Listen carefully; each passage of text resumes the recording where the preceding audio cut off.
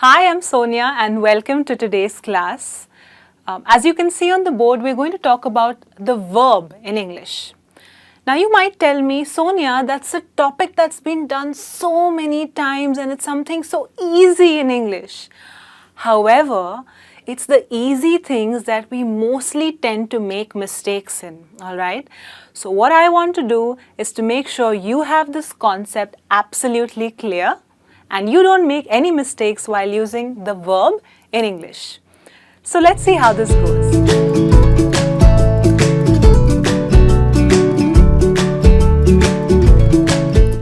What is a verb, first of all?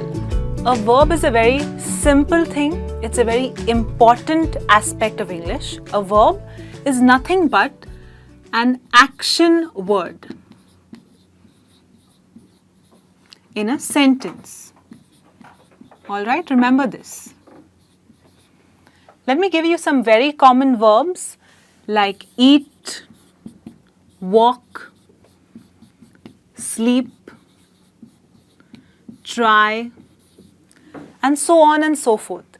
These are the words which talk about the action in a particular sentence, alright? Let me give you an example. I eat breakfast daily.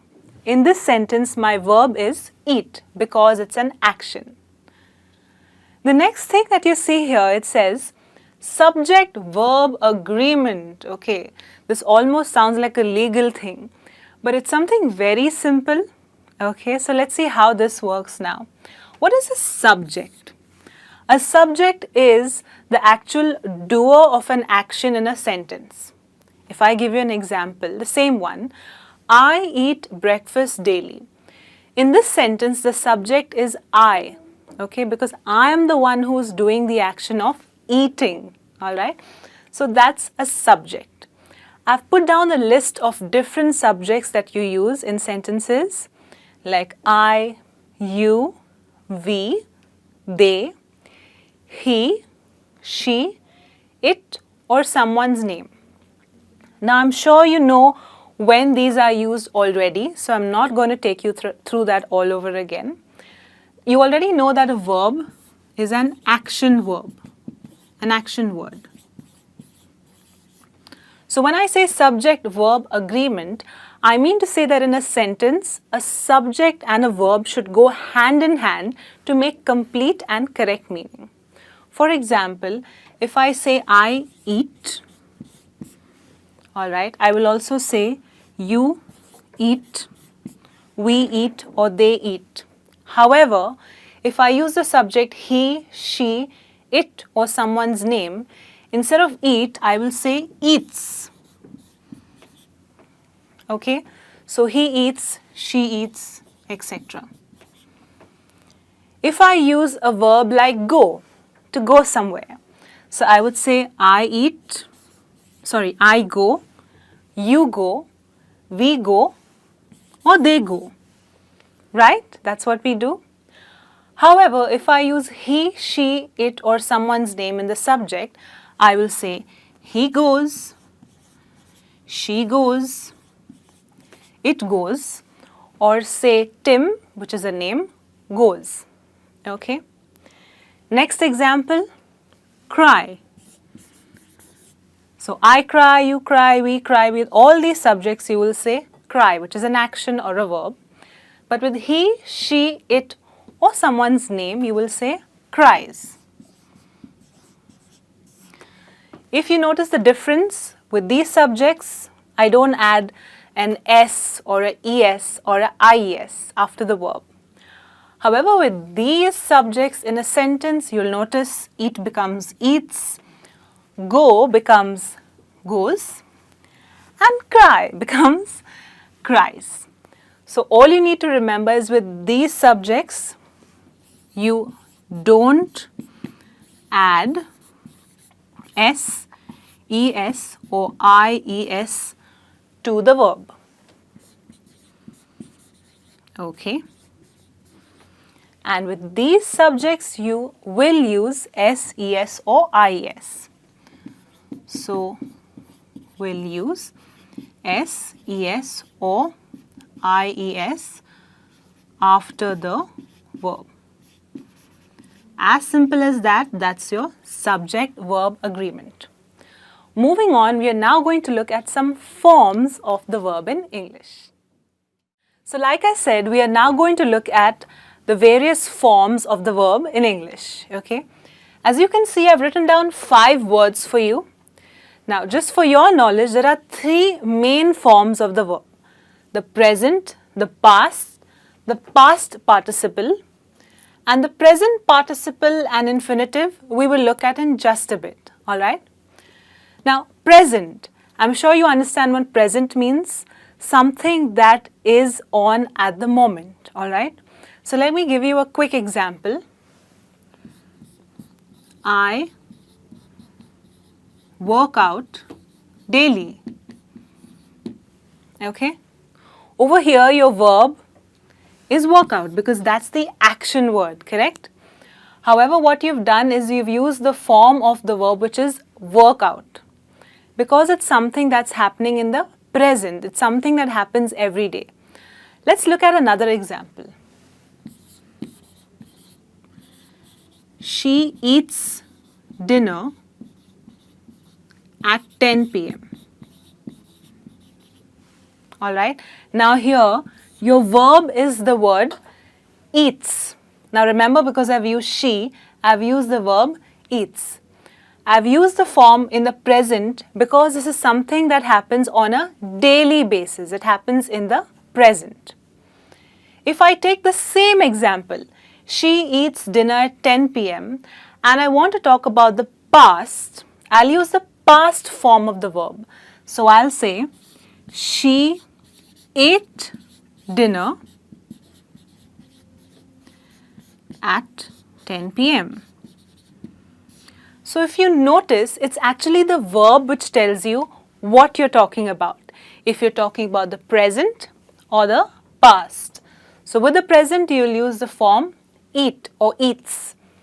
In the past, you will use the form ate.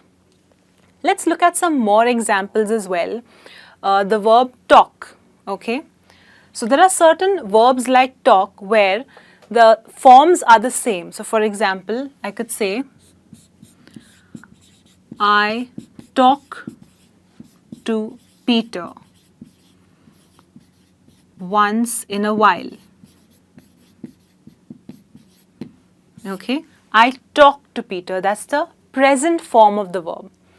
If I want to use the past form, I'll say I talked.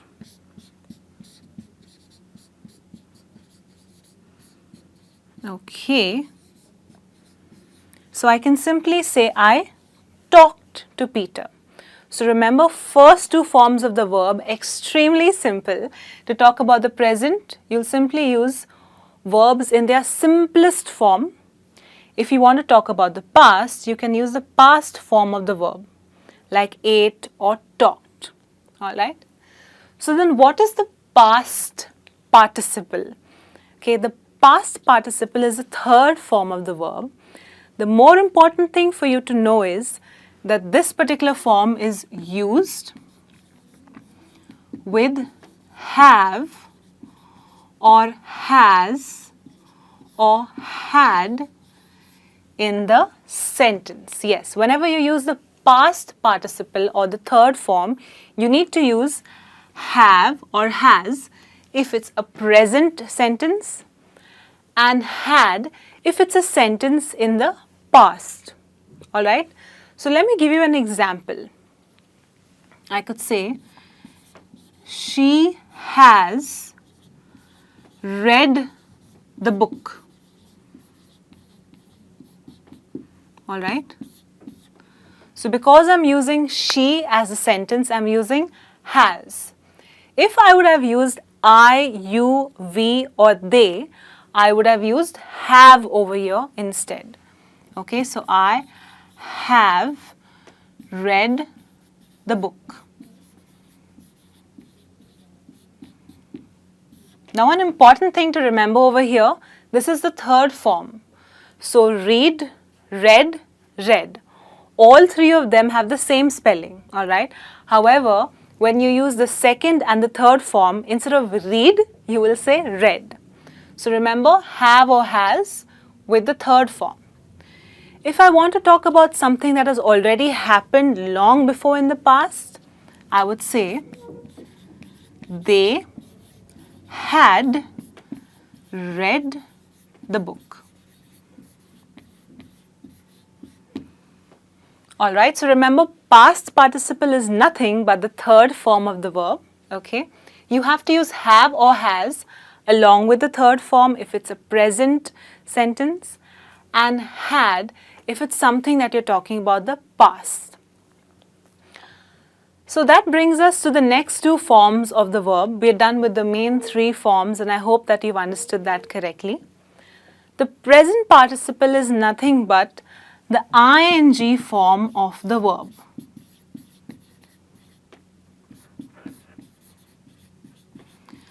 Now, tell me something, when do you use ing in a verb? Yes, do I hear someone say when an activity is going on or is ongoing? That's right. So you can say, I was watching a movie yesterday, or I am partying with my friends right now. Correct? So you always add ing to a verb to show that an action is ongoing. Alright? An action is ongoing.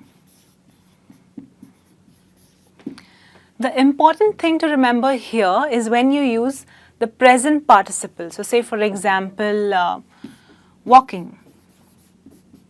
Alright? You will need to use is, am or are in the sentence if you're talking about something that's present.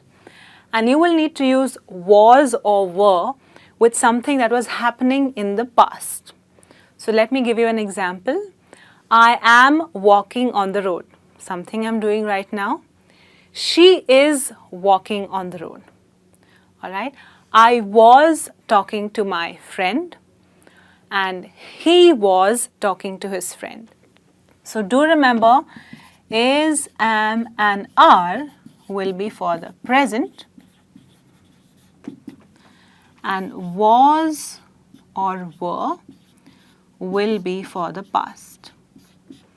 So remember, present participle, you should remember it's the ing form of the verb. And finally, we have something called the infinitive. This is extremely simple. An infinitive is nothing but to followed by a verb.